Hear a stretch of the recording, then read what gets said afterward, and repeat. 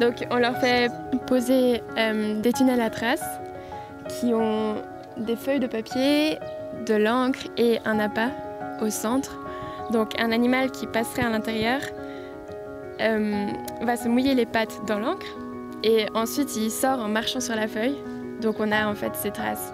Et avec toutes les traces qu'on a de mammifères, on arrive à identifier l'espèce, sauf les plus petites, sauf les mulots, musaraignes, campagnols, souris.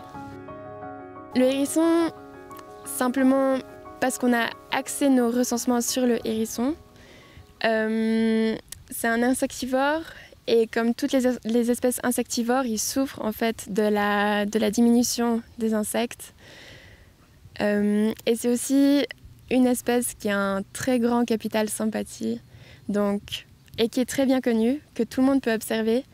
Donc c'est une espèce parfaite en fait pour travailler avec la population.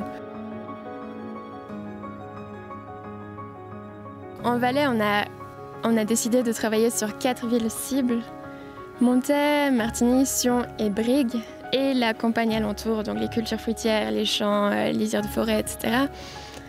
Et on a quadrillé ces quatre communes de zones de recensement. On en a une vingtaine, je dirais, sur chaque commune.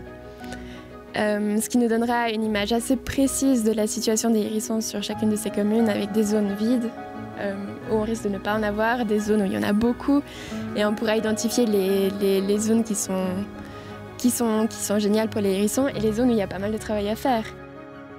C'est aussi pour ça qu'on fait ces recensements. C'est pas simplement pour savoir, pour connaître la situation du hérisson, mais c'est bien pour faire des restaurations d'habitats, informer les gens, peut-être proposer des plantations, refaire des prairies, planter des arbres fruitiers, etc. Ou simplement ce que tout le monde peut faire, des tas de bois, des tas de feuilles, etc. Simplement, voilà, initier un certain mouvement pour la renaturation des jardins.